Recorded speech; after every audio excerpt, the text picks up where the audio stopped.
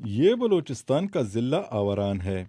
منگل کی سپہر آنے والے زلزلے نے یہاں تباہی کی وہ داستانیں رقم کی جس کی ماضی قریب میں آنے والے زلزلوں سے ہونے والے نقصانات میں مثال نہیں ملتی۔ زلزلے کے نتیجے میں علاقے میں رہائشی اور کاروباری عمارات کی بڑی تعداد یا تو زمین بوس ہو گئی یا ان میں دراڑیں پڑ گئی ہیں۔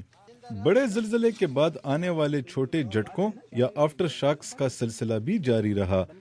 حکام کا کہنا ہے کہ جب زلزلے سے نقصان ہوا تو اس کے کافی دیر بعد تک ڈاکٹر مدد کے لیے موجود نہ تھے۔ جب ہم نے وزٹ کیا تو بہت تباہی تھی، کیونکہ ہیلتھ والے سارے نہیں تھے۔ کئی دفعہ لکھا گیا ہے لیکن کچھ نہیں، سوائے ایم ایس کے کوئی بھی نہیں ہے۔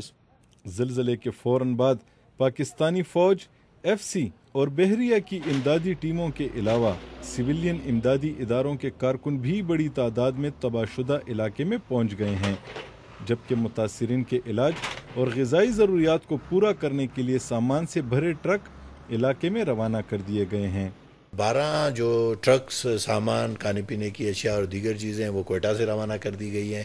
جو 16 گھنٹے 17 گھنٹے کا فاصلہ ہے تو وہ آج پہنچ جائیں گے، اور ابھی 7 ٹرک اور مزید یہاں سے بھجوا دیے گئے پی ڈی ایم اے کی طرف سے کھانے پینے کی اشیاء جو ہے آواران کے لیے۔ اس وقت ہم نے 2 میڈیکل سینٹر قائم کر دیے ہیں، ایک ہے اتل میں اور ایک ہب میں۔ 7.8 شدت کا یہ زلزلہ پاکستان میں پہلی بار نہیں آیا، اور نہ ہی یہ نقصان پہلے والے زلزلوں میں ہونے والے نقصان سے زیادہ ہے۔ اس سے پہلے سال 2005 کو 8 اکتوبر کی صبح جو زلزلہ پاکستان کے زیر انتظام کشمیر اور صوبہ خیبر پختونخوا کے علاقے میں آیا تھا، اس کی شدت اس زلزلے سے کچھ کم تھی، لیکن اس میں ہونے والا نقصان اس سے کئی گنا زیادہ تھا۔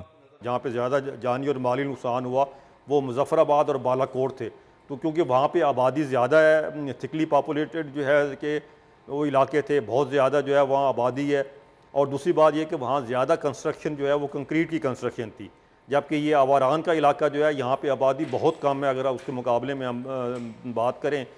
ترقی یافتہ آبادی اور شہروں سے دوری اور علاقے میں ہونے والی تباہی وہ وجوہات ہیں جو متاثرہ علاقوں میں امدادی کاموں کو بری طرح متاثر کر رہی ہیں، اور حکام خود یہ تسلیم کرتے ہیں کہ جب نقصان کی مکمل تفصیلات منظر عام پر آئیں گی تو شاید یہ اب تک معلوم ہونے والے نقصان سے کہیں زیادہ ہو۔